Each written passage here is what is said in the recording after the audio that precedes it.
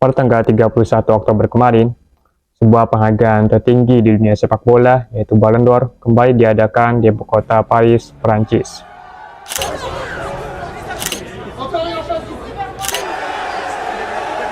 Alors, le trophée Copa est remis à Jude Bellingham. Mana penghargaan kali ini berhasil dimenangkan oleh sang pemain terbaik dalam sejarah, yaitu Lionel Messi. 23 Ballon d'Or France footballer is Lionel Messi. For the 8th time in his career, extending that record even further, the Argentine superstar Lionel Messi. Nah, namun sayangnya, perolehan gelar ke-8 Ballon d'Or Messi ini harus menuai banyak kontroversi dari beberapa kalangan fans yang tak terima bahwa Messi memenangkannya, dan mereka menganggap bahwa Haaland jauh lebih layak untuk memenangkannya di tahun ini. Dengan torehan 56 golnya, gelar treble winners, dan berbagai rekor yang berhasil dipecahkan, membuat orang-orang menjadi bertanya gitu, bagaimana bisa seorang Haaland gagal memenangkan penghargaan tersebut dan malah Messi lagi yang memenangkannya tahun ini. Dan tak banyak juga orang yang bakal menganggap bahwa Ballon d'Or kali ini memang disetting oleh FIFA untuk memenangkan Messi, dan menganggap Messi sebagai anak emas dari FIFA. Nah, karena kontroversi inilah, di video kali ini kita akan mencoba membahas tentang apakah Messi memang layak untuk memenangkan Ballon d'Or tahun ini, atau ini memang sekedar settingan semata. Kita akan mencoba membahas bersama dengan data, fakta, dan logika. Sebelum kita masuk ke pembahasan mengenai Messi dan Ballon d'Or, maka akan lebih baik jika kita membahas terlebih dahulu apa sih itu ajang penghargaan Ballon d'Or. Ballon d'Or adalah sebuah ajang penghargaan tahunan yang diselenggarakan oleh majalah bola dari Prancis, yaitu France Football. Penghargaan ini ditunjukkan kepada pemain yang dinilai menunjukkan performa terbaik selama satu musim kompetisi. Ballon d'Or pertama kali diselenggarakan pada tahun 1956. Sejarah Ballon d'Or bermula dari ide seorang penulis dari majalah France Football, yaitu Gabriel Hanot. Dia mengajak rekan-rekan medianya untuk menentukan siapakah pemain terbaik Eropa. Karena pada awalnya Ballon d'Or memang dikhususkan untuk mengapresiasi pemain asal Eropa saja, sehingga performa pemain-pemain asal Eropa selama semusimlah yang menjadi landasan penentuan nominasi. Dan karena itu jugalah kita tidak pernah melihat pemain seperti Pele dan Maradona memenangkan Ballon d'Or, karena mereka bukan orang asal Eropa, dan bahkan Pele tak pernah bermain untuk klub Eropa. Pemenang Ballon d'Or pertama jatuh kepada Stanley Matthews, pemain asal Inggris yang bermain untuk klub Blackpool.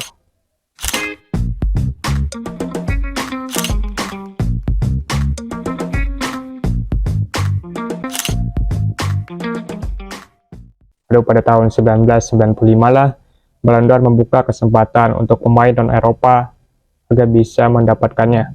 Dan pemain non-Eropa pertama yang berhasil memenangkan Ballon d'Or ialah George Weah saat dia membela AC Milan pada tahun 1995. Peraturan mengenai siapa yang bisa mendapatkan Ballon d'Or kembali berubah pada tahun 2007, mana kali ini seluruh pemain bola di seluruh dunia berhak masuk daftar nominasi. Pemenang Ballon d'Or dari tahun 1956 hingga 2006 dipilih oleh jurnalis sepak bola yang memiliki hak untuk memilih, mana terdapat anggota dari lebih dari 180 negara di dunia yang memiliki hak suara di Ballon d'Or. Hal ini bertujuan agar Ballon d'Or dianggap sebagai penghargaan global. Pada tahun 2007, France Football menambah jumlah anggota yang memiliki hak suara di Ballon d'Or, mana kalau sebelumnya cuma rekan-rekan media saja, kali ini pelatih dan kapten timnas di masing-masing negara juga memiliki hak untuk menentukan juara Ballon d'Or. Nah, akan tetapi, untuk penghargaan Ballon d'Or tahun kemarin, France Football membatasi jumlah negara yang berhak memberikan suara, mana hanya 100 negara teratas dari peringkat pemain laki-laki FIFA saja untuk penghargaan laki-lakinya, dan 50 negara teratas dari peringkat pemain perempuan FIFA untuk penghargaan pemain perempuannya. Hal ini bertujuan untuk memastikan hanya negara dengan kultur sepak bola yang kuat, akses ke berbagai kompetisi tingkat dunia sajalah yang berhak memberikan suara di Ballon d'Or. Ketika Messi akhirnya diumumkan sebagai pemenang Ballon d'Or tahun ini, Banyak orang yang berspekulasi bahwa FIFA membantu Messi untuk memenangkan penghargaan tersebut. Mana kalau menurutku ini adalah sebuah pernyataan yang tidak masuk akal gitu. Ya memang FIFA pernah bekerjasama dengan fans football untuk membuat sebuah ajang penghargaan yang bernama FIFA Ballon d'Or. Akan tetapi kerjasama tersebut sudah berakhir sejak tahun 2016 yang lalu, mana pada akhirnya FIFA membuat sebuah ajang penghargaannya tersendiri yang bernama The Best FIFA Men's Player. Nah, yang kedua, seperti yang sudah aku singgung di awal tadi, bahwa Ballon d'Or ini memakai sistem voting dalam menentukan pemenangnya, mana ada jurnalis dari 100 negara teratas di tingkat FIFA yang memiliki hak suara untuk menentukan pemenang Ballon d'Or. Nah, nantinya fans football akan menyediakan daftar 30 pemain untuk dipilih. Daftar ini dibuat berdasarkan rekam jejak dan kriteria tertentu seperti penampilan pemain tersebut di musim sebelumnya, kesuksesan timnya di musim sebelumnya, serta sikap pemain tersebut selama musim sebelumnya. Nah, masing-masing jurnalis nanti akan memilih 5 pemain terbaik versi mereka dari 30 nama yang masuk dalam daftar nominasi pemenang Ballon d'Or. Para jurnalis tersebut akan menuliskan pemain pilihan mereka dari urutan 1 hingga urutan kelima. Pemain yang berada di urutan pertama akan mendapatkan bobot sebesar 6 poin. Sedangkan pemain dari urutan kedua sampai kelima masing-masing akan mendapatkan poin 4 poin hingga 1 poin. Pemain dengan jumlah poin voting terbanyak akan lolos sebagai pemenang Ballon d'Or. Jika ada 2 atau lebih pemain yang memiliki poin yang sama, maka nantinya akan dilakukan perhitungan tersendiri. Nah, dari sini saja bagaimana bisa gitu ceritanya FIFA menyeting Ballon d'Or untuk dimenangkan oleh Messi. Sedangkan FIFA-nya saja sudah tidak ada di sana gitu. Apakah FIFA menyogok 100 jurnalis di sana untuk memenangkan Messi? Ya, nggak mungkin juga sih menurut gue. Karena organisasi sebesar FIFA, pastinya sistem audit keuangannya itu sangat ketat gitu. Tidak ada transaksi orang per orang yang diizinkan. Transaksi ke institusi juga pastinya melalui audit yang berlapis-lapis dan penuh penyelidikan. Kemudian apa bedanya juga gitu FIFA bantuin Messi memenangkan Ballon d'Or, mana hal tersebut tidak memberikan keuntungan balik bagi mereka. Nah, tadi soal logika. Sekarang kita akan membahas dari data dan fakta di lapangan, apakah Messi memang layak untuk memenangkan Ballon d'Or tahun ini atau tidak. Kita bicara dari statistiknya dulu nih, yang mana Lionel Messi di musim kemarin berhasil mencatatkan sebanyak 39 gol dan 28 assist di seluruh kompetisi, baik bersama klub maupun timnas Argentina. Mana kalau gol dan assistnya digabung, maka akan menjadi 67 gol per assist. Sedangkan Haaland untuk musim 2023 kemarin, dia berhasil mencatatkan sebanyak 56 gol dan 10 assist di seluruh kompetisi, baik bersama klub maupun timnas Norwegia. Dan kalau gol dan asisnya digabung, maka akan menjadi 66 gol per asis. Ya memang tipis banget sih selisih kedua pemain ini. Haaland memang lebih unggul dari jumlah golnya. Itu kan wajar, mengingat posisinya sebagai seorang striker yang diduga didukung oleh gelandang-gelandang hebat City. Sedangkan Messi perannya lebih ke playmaker yang mengatur tempo permainan, sehingga jumlah gol dan asisnya juga hampir setara.